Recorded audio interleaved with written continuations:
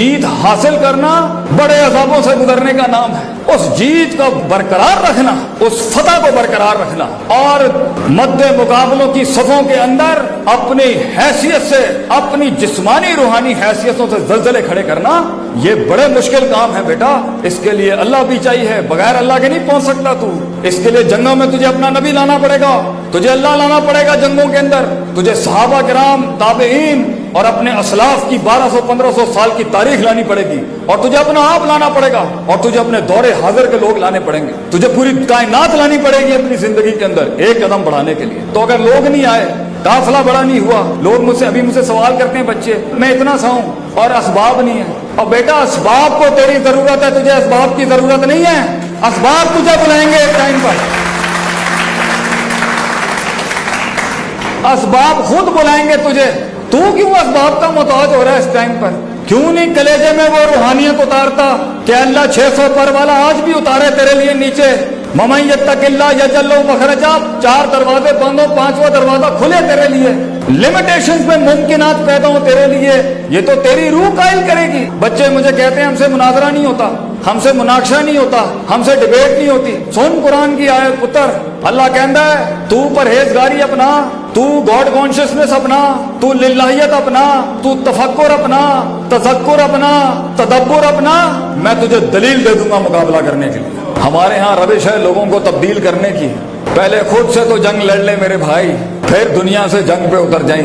पहले अपने आप से जंग है, और ये नफ्स की गुलाटियां ये आखिरी लम्हे तक खत्म नहीं होंगी। तो इस सफर के अंदर कुछ चीजें ऐसी हैं जो अल्लाह ने रखी हैं तेरी तरबियत के लिए, कुछ चीजें अल्लाह ने रखी हैं तेरी नफी के लिए, कुछ चीजें अल्लाह तख्लीक करेगा तेरे इस्बात के लिए, कुछ चीजें अल्लाह तख्लीक करेगा तेरे तहम्मुल और हौसले को बढ़ाने के लिए, कुछ चीजें अल्लाह करेगा तेरे सब्र को मजबूत और कवी करने के लिए, कुछ चीजें अल्लाह रद्दो बदल करेगा तुझे कुछ चीजें समझाने के लिए। तो अपनी इब्तिदा को सिर्फ अपनी औकात को याद रखने के लिए, तकब्बुर को खत्म करने के लिए, बुग़्ज़ और हसद और इनाद और कीने को खत्म करने के लिए अपने पिंड और अपने देहात और अपने गांव और अपनी बिरादरी और अपने कारों जाके देखी, मगर अपनी इब्तिदा को अपनी हदबंदी करने के लिए ना रखी।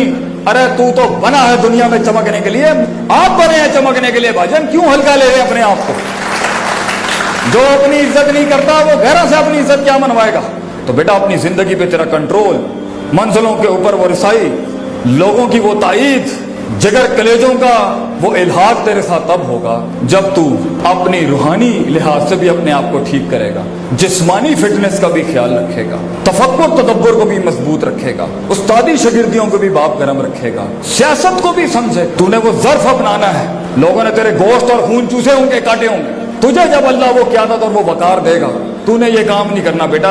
ये ज़र्फ, ये कलेजा, ये माफिया, ये वसत ही होती हैं जो लोगों का दिल जीतती हैं। तूने कमजोर तरीन हालात के अंदर भी, कमजोर तरीन हालात के अंदर भी म्यार से गिरी हुई हरकत नहीं करनी, और आला मकाम के ऊपर पहुंचने के बाद भी लोग सोते हुए भी रात को कहें तू मिसाल होनी चाहिए। लोगों कहते हैं मत जिंदगी वो जिसमें दुश्मन भी मानता हो यार, कोई आप सल्लल्लाहु अलैहि वसल्लम दुश्मन भी मानते थे कि यार कोई हस्ती है।